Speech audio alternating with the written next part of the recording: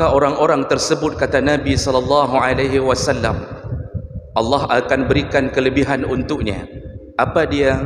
Yang pertama, kata Rasulullah, ja'alallahu fi qalbihi ghinahu. Maka Allah akan berikan rasa cukup di hatinya. Makanya orang-orang yang mengejar akhirat sampai hidup dalam keadaan sip, Allah akan buat dia terus merasa miskin, tidak cukup-cukupnya. Disibukkan buka cabang yang baru. Nyokana bisnis di Lok Semawe, buka cabang di Bandar Aceh, buka cabang di Medan. Mati saboh di bandar, udip di Medan, wati di Medan, yang di Lok Semawe kemudian ikut bangkrut. Akhirnya tidak dapat apa-apa. Keluarganya bercerai-berai. Begitu orang yang kejar dunia. Lalu yang kedua, kata Nabi, Allah akan hancurkan semua urusannya. Banyak urusannya. Kalau orang pengejar akhirat, Allah bereskan urusan. Orang yang kejar dunia, maka urusannya. Assalamualaikum warahmatullahi wabarakatuh. Banyak sekali pertanyaan jamaah, Ustadz kasih kami channel untuk kajian anak-anak muda. Di antara anak muda berasal dari Aceh. Luar biasa. Channelnya Maulizul Akbar Nab. Tonton, subscribe, like, share, komen. Assalamualaikum warahmatullahi wabarakatuh.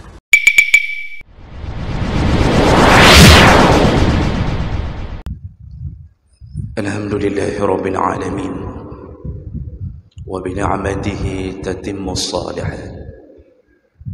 Asyhadu an la ilaha illallah wahdahu la syarika lah, wa asyhadu anna Muhammadan abduhu wa rasuluhul karim. Allahumma salli wa sallim ala nabiyyina wa sayyidina al-Mustafa Muhammadin wa ala alihi wa ashabihi ajma'in. Amma ba'd. فيا عباد الله أوصيكم وإياي بتقوى الله فقد فاز المتقون. أعوذ بالله من الشيطان الرجيم. بسم الله الرحمن الرحيم. وما كان لنفس أن تموت إلا بإذن الله كتابا مؤجلا ومن يرد ثواب الدنيا نؤته منها وَمَنْ يُرِدْ ثَوَابَ الْآخِرَةِ نُؤْتِهِ مِنْهَا وَسَنَجْزِي الشَّاكِرِينَ. Sadaqallahul azim.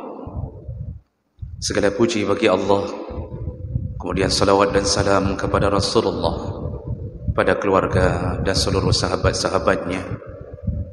Ya Allah muliakan guru-guru kami, imam masjid, tengkum imam beserta seluruh pengurus masjid, juga kepada semua jemaah yang telah berhadir karena Allah Subhanahu wa taala. Jemaah-jemaah yang Allah muliakan. Dalam surat Ali Imran 145, Allah Subhanahu wa taala mengatakan, "Wa ma kana li nafsin an tamuta illa bi iznillah kitaban muajjala." Tidak akan mati seorang hamba kecuali dengan izin Allah di atas apa yang telah ditetapkan Allah Subhanahu wa taala. Artinya semua kita mati bukan karena penyebab kita mati, tapi karena sudah datang waktu untuk mati. Bahkan orang yang bunuh diri pun memang sudah waktunya untuk mati, namun dia mencari jalan yang tidak baik untuk kematiannya. Setelah Allah mengucapkan masalah itu, lalu Allah menyambung kalimatnya dengan mengatakan, wa may yurid thawabad dunya nu'tihi minha wa may yurid thawabal akhirah nu'tihi minha. Barang siapa yang menginginkan pahala di dunia, maka kami berikan dia di dunia. Dan barang siapa yang menginginkan pahala di akhirat, maka kami akan simpan untuknya di akhirat. Wasanajzis syakirin, kami akan balas semua orang-orang yang bersyukur. Jemaah merakan Allah, setelah Allah bicara tentang kematian, Allah mengatakan, semua di antara hamba yang mencari kehidupan dunia, maka kami berikan dunia untuknya. Ini menjadi salah satu daripada tujuan hidup hamba, yang dia rencanakan sendiri. Ada orang yang hidupnya menginginkan kebahagiaan dunia. Ada orang yang hidupnya menginginkan kebahagiaan akhirat. Maka kita mendapatkan sesuai dengan keinginan kita. Yang menginginkan dunia, dia dapat dunianya. Tapi nanti di akhirat, dia kehilangan apa yang dia cita-citakan untuk hidup bahagia di akhirat. Orang yang hidup untuk akhirat, dunianya dapat, akhiratnya dapat. Yang hidup untuk dunia, dia hanya dapat dunia, tapi tidak mendapatkan akhiratnya. Ini yang harus kita renungkan baik-baik. Orang-orang yang menjadi hamba dunia, maka dia akan hidup di atas dunia dengan segala cita-cita dunianya. Semakin dekat kiamat, maka salah satu ciri-cirinya, dunia akan dibuka oleh Allah. Pintu-pintu dunia dibuka lebar oleh Allah. Semua orang berduyun-duyun mencari dunia, bahkan sampai melupakan akhiratnya. Dulu di zaman Nabi SAW, bersambung ke zaman sahabat, bersambung ke zaman khalifah di Bani Umayyah, terutama di masa Umar bin Abdul Aziz. Setiap orang ketika bertemu dengan sahabatnya, maka pertanyaan yang diajukan adalah, sudahkah engkau salat? Tadi malam apakah engkau melakukan tahajud? Apakah tadi malam setelah tahajud engkau membaca Al-Quran? Berapa semua hafalanmu? Berapa sudah hafalan Quranmu? Sudahkah engkau bersedekah hari ini? Itu pertanyaan yang diajukan dari mulai zaman Nabi sampai Bani Umayyah berkuasa. Hari ini ketika semakin dekat dengan waktu untuk berpindah ke akhirat, maka orang-orang yang hidup di atas dunia hari ini mengubah pertanyaannya. Ketika bertemu dengan sesama kita, maka yang kita tanya adalah, sudahkah engkau membeli motor barumu, pekana blow Honda baru? Sudahkah engkau ganti ban mobilmu? Sudahkah engkau menambah garasi rumahmu? Berapa gajimu keluar setiap bulan? Sudahkah engkau urus sertifikasimu? Berapa yang engkau dapat setelah akreditasi? Itulah pertanyaan orang-orang di dunia hari ini. Jarang sekali ada orang yang bertanya, apa kali kau semayang? Padum krak kah hafai Quran? Nah kamu sedekah huronyo? Maka mulailah orang-orang meninggalkan akhiratnya. Jamaah melakukan Allah Subhanahu wa taala. Begitulah ketika Allah membuka pintu dunia, dan inilah yang dikhawatirkan oleh Nabi, orang mulai melupakan Allah. Maka Nabi SAW ingin memberitahu kita melalui hadis dari Anas bin Malik radhiyallahu anhu. Hadis riwayat Tirmizi dan Ibnu Majah dengan derajat yang sahih. Rasulullah ingin mengatakan, berbeda orang yang mengejar akhirat dengan orang yang mengejar dunia. Allah berikan perbedaan. Kata Rasulullah, "Wa man kanatil akhiratu hammuh." Barang siapa yang hidupnya mengejar akhirat, artinya semua hidupnya diperuntukkan untuk akhirat. Kalau dia berjualan, hasil jualannya dia peruntukkan untuk membantu akhirat. Kalau dia menjadi seorang guru, maka dia berjuang untuk mendidik anak-anak muridnya mempersiapkan diri untuk akhirat. Apapun pekerjaannya, dia lakukan untuk akhiratnya. Maka orang-orang tersebut, kata Nabi SAW, Allah akan berikan kelebihan untuknya. Apa dia? Yang pertama kata Rasulullah, ja'alallahu fi qalbihi ghinahu. Maka Allah akan berikan rasa cukup di hatinya. Makanya orang-orang yang mengejar akhirat, sabe hidup dalam keadaan sip, cukup rezekinya, cukup berkahnya, dan cukup di hatinya. Tidak punya keinginan untuk menyibukkan diri dengan dunia. Rumah satu tingkat pun sudah cukup untuknya. Anak-anaknya sudah bisa sekolah dengan nyaman, dia makan dengan baik, itu pun sudah membahagiakannya. Tidak ada keinginan untuk mengganti-ganti mobil dengan merek terbaru. Tidak ada keinginan untuk mengganti-ganti HP yang dulu 1,5 juta lalu diganti dengan 2,5 juta. keluar merek terbaru gantolom, itu bid'ah baru gantolom, nyan hana di dalam hati orang yang mengejar akhirat. Tidak Allah buat itu, sehingga hidupnya tenang di hatinya, dia bahagia dengan keluarganya. Malam minggu tetap gedebit ngaurinang, tetap dia makan apa yang dimakan oleh orang kaya. Gaji boleh 2,5 juta, tapi semuanya dibereskan Allah Subhanahu wa taala. Tidak ada kekurangan sedikit pun. Itu para pengejar akhirat. Maka Allah tanamkan kebahagiaan di hati, yaitu merasa cukup dalam segala hal.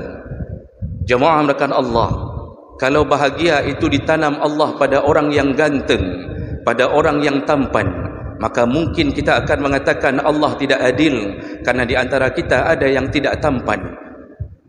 Kalau Allah menanamkan kebahagiaan pada sempurnanya fisik, maka mungkin kita akan mengatakan Allah tidak adil, karena di antara kita ada yang fisiknya tidak sempurna, maka dia tidak akan bahagia.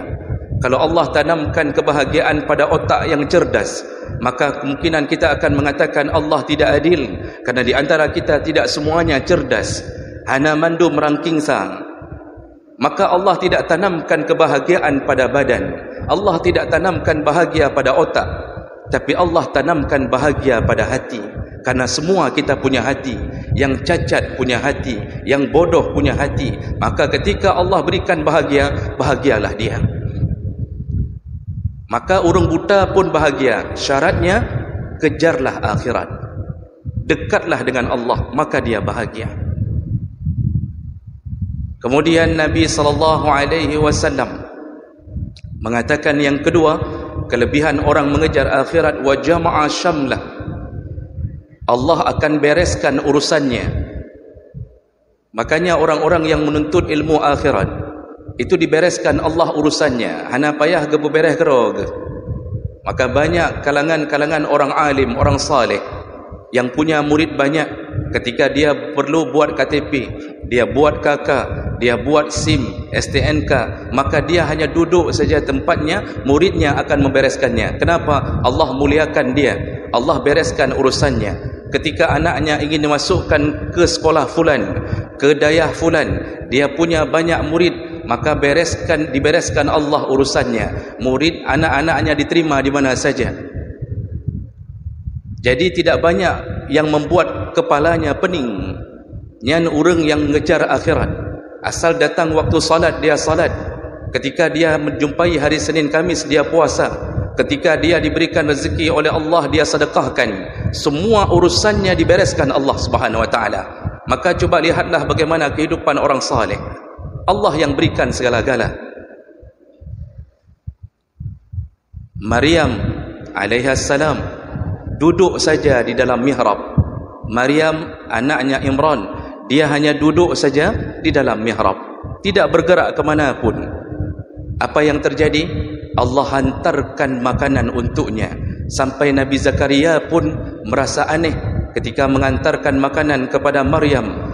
Nabi Zakaria bertemu dengan Maryam dan melihat makanan di dalam mihrabnya. Lalu Nabi Zakaria bertanya, qala anna li hadha, qala anna laki hadha, dari mana engkau dapatkan makanan ini? Maryam menjawab, Allah yang mengantarkannya. Begitulah kemuliaan orang yang mengejar akhirat. Kemudian kelebihan yang ketiga, wa atadhu dunya wa hiya raghimah. Orang yang mengejar akhirat, Allah tundukkan dunia kepadanya. Dunia yang mendatanginya, bukan dia yang mendatangi dunia. Maka coba lihatlah gaya-gaya orang yang selalu di masjid, orang yang hidupnya hanya menyembahkan dirinya kepada Allah. Presiden turun dari istana, raja turun dari singgasana, menjumpai ulama di bawahnya. Kan ulama yang merempak dengan presiden, bukan ulama yang mendatangi umara yang mencium tangan ulama. Kenapa? Kedekatannya dengan Allah Subhanahu wa taala. Allah tundukkan semua makhluk. Begitulah kita kalau saleh, begitulah kita kalau menjaga hak Allah, maka Allah akan buat kita dunia terhina di bawah kaki kita. Nya orang-orang yang penuh hidupnya dengan akhirat, dia tidak lawan Allah, dia taat pada Allah. Lalu Nabi menyambung, berbeda dengan orang-orang yang mengejar dunia. Udip 24 jam dengan dunia.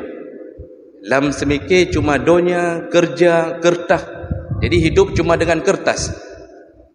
Bisnis di mana-mana. Semayang hana, yang fikir cuma peng tamang, peng terbit hanjir. Apa yang terjadi jemaah melakukan Allah?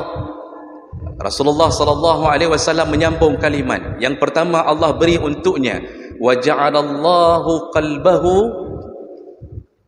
Allah akan menjadikan hatinya dipenuhi dengan faqrah, dipenuhi dengan kemiskinan. Maka orang yang mengejar dunia selalu merasa miskin, tidak cukup-cukup. Lihatlah orang-orang yang telah menjadi pejabat, gaji 10 juta, itu belum ditunjang sana, ditunjang sini, truk si bulan, truk 50 juta. Kalau itu sudah cukup, kenapa korupsi? Ternyata hutang rata sago, hansip. Kenapa? Tidak pernah dekat kepada Allah. Maka Allah jadikan dia orang miskin walaupun nampaknya kaya. Nanti golom-golom ke kreditnya, ke kredit je, habis-habis. Begitulah hati orang yang dekat dengan dunia, maka Allah akan buat dia terus merasa miskin, tidak cukup-cukupnya. Disibukkan buka cabang yang baru. Nyokana bisnis di Lok Semawe, buka cabang di Bandar Aceh, buka cabang di Medan. Mati saboh di bandar, udip di Medan, wati di Medan, yang di Lok Semawe kemudian ikut bangkrut. Akhirnya tidak dapat apa-apa. Keluarganya bercerai-berai. Begitu orang yang kejar dunia. Lalu yang kedua kata Nabi, Allah akan hancurkan semua urusannya. Banyak urusannya. Kalau orang pengejar akhirat Allah bereskan urusan, orang yang kejar dunia maka urusannya tidak beres-beres. Di sana na masalah, hino na masalah. Jemaah melakukan Allah Subhanahu wa taala. Dan yang terakhir kata Nabi, walam ya'tihi minad dunya illa ma qaddara alaih. Dunia tidak akan ditundukkan kepadanya kecuali apa yang telah Allah takdirkan untuknya.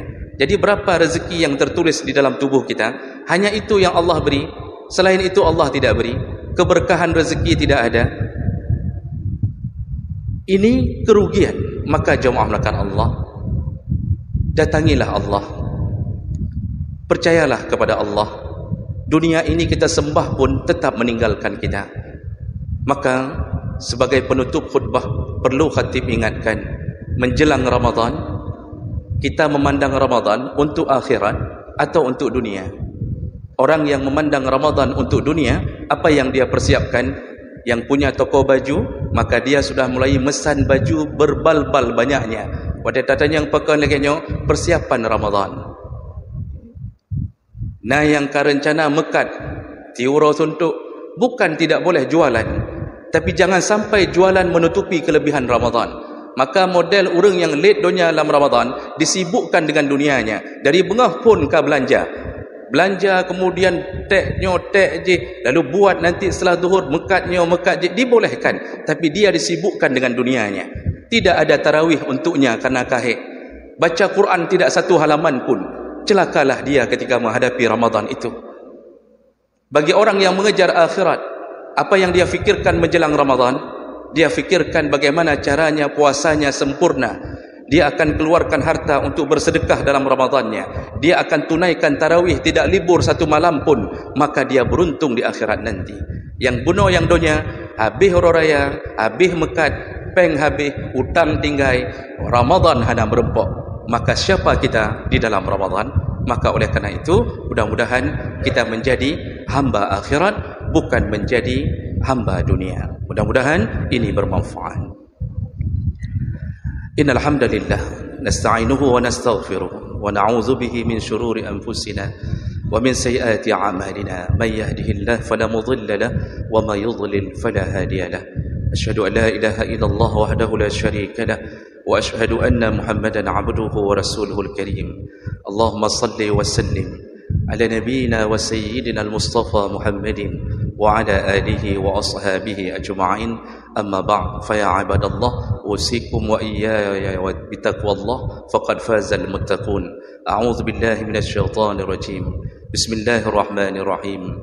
وما كان لنفس أن تموت إلا بإذن الله كتابا مؤجلا ومن يرد ثواب الدنيا نؤته منها ومن يرد ثواب الآخرة نؤته منها وسنجزي الشاكرين. بارك الله لي ولكم في القرآن العظيم ونفعني وإياكم بما فيه من الآيات والذكر الحكيم وتقبل الله مني ومنكم تلاوته إنه هو السميع العليم.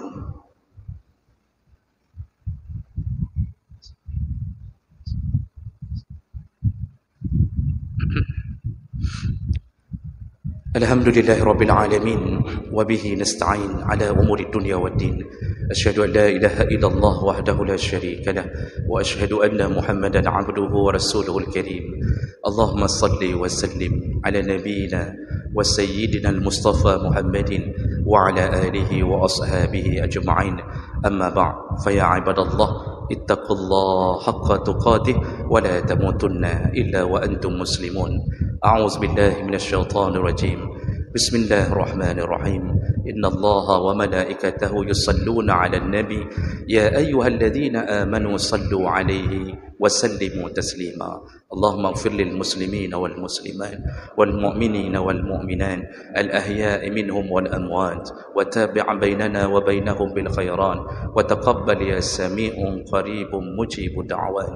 اللهم أعنا على ذكرك وشكرك وحسن عبادتك. ربنا آتنا في الدنيا حسنة وفي الآخرة حسنة وقنا عذاب النار والحمد لله رب العالمين ولا ذكر الله أكبر والله يعلم ما تصنعون وقيموا الصلاة.